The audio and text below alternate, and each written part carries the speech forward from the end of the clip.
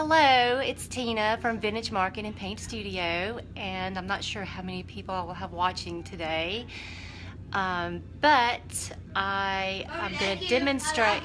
I love you too. Sorry, we got some background noise. Olivia's here. Anyway, I know it's a Saturday football today and this evening, so I might not have many viewers, but it'd be a fun time for me to hang out here. And after the shop closed, we had a really nice sale today, celebrating or ending our sale of a 3-year anniversary, and I am going to do some stamping on some fabric that you see right here.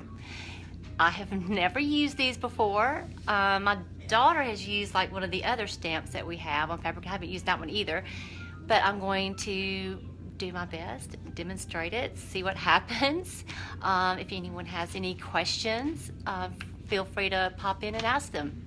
So, all right, here we go. All right, so what I'm gonna do is, this is the roller stamp here. It's got a really nice damask looking pattern on it.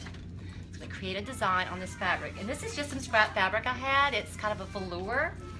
A suede. And I thought this color by DIY and faded burlap would be a pretty color. And this DIY is a chalk and clay based paint. So I'm gonna put a little in here, just kind of based on how the company that sells these, which is Iron Orchid Designs, how they demonstrated it being done.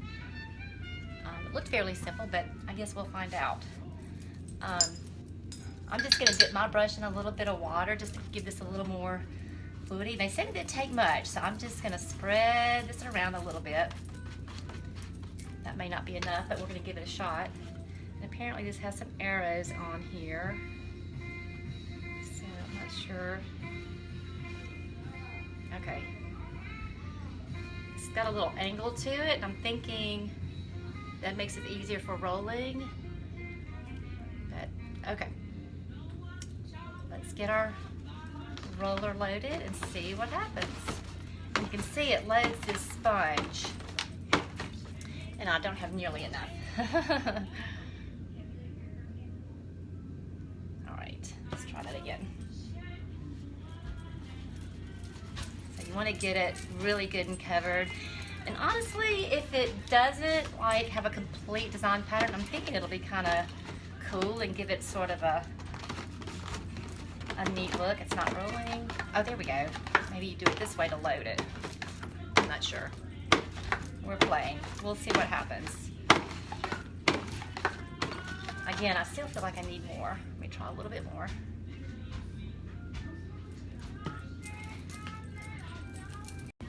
Okay, of course, right in the middle of the video, someone calls. I knew that would happen. Hopefully that didn't mess it up too much. So let's kind of keep going here. Looks like it's coated fairly well. Now let me get the little arrows lined up. I hope I'm doing that right. We'll see. I'll learn for sure. Best way to learn something is just going for it, I find. And I'm usually daring enough just to try stuff. So here we go. I'm going to start at the very end. And I'm just eyeballing it today just because this is just for fun.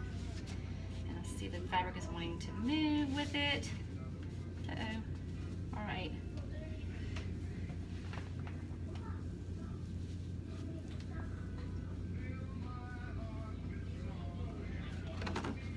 Okay, I don't know if you can see that or not, but I'll hold it up. But that is really pretty.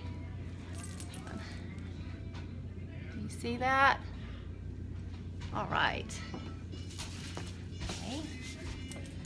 Add a little bit more paint and do another run. So you could do this, just some inexpensive fabric.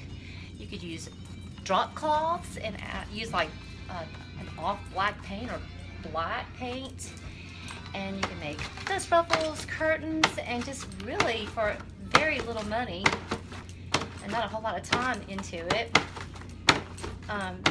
make some really pretty fabric. Okay, I still feel like I'm doing this wrong. All right, maybe it's the tray I'm using. Might need a firmer plastic tray rather than this flimsy disposable one.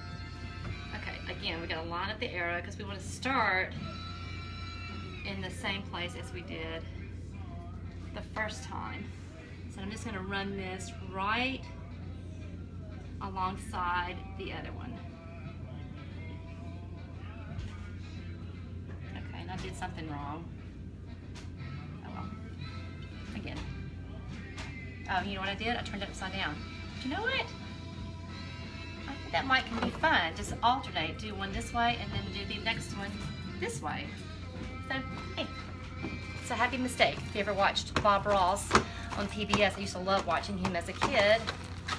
That's what he would call a happy mistake. So let me test real quick again so I'll know which way to go next time. Okay, yep. A little more paint. Yep.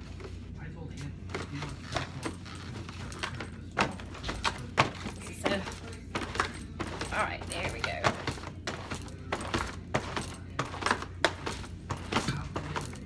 All right, let's turn it over.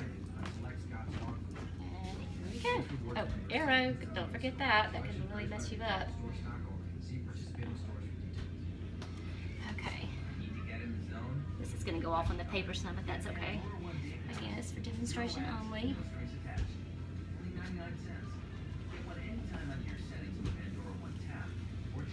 And I don't think this, even if you're doing like on your walls or your fabric, it doesn't have to be perfect. I think part of it being hand done is it having those flaws that gives it that character that makes it look hand done. But look how beautiful that is. Can you think of all the things you could do with that? Anyway, there's several other designs that we have. There's like an Italian tile with little square tile patterns, and there's some egg and dart ones. There's small that you could do around your ceilings, around a frame, on your dressers. Anyway, if you want to know more about these, come by and see us next week.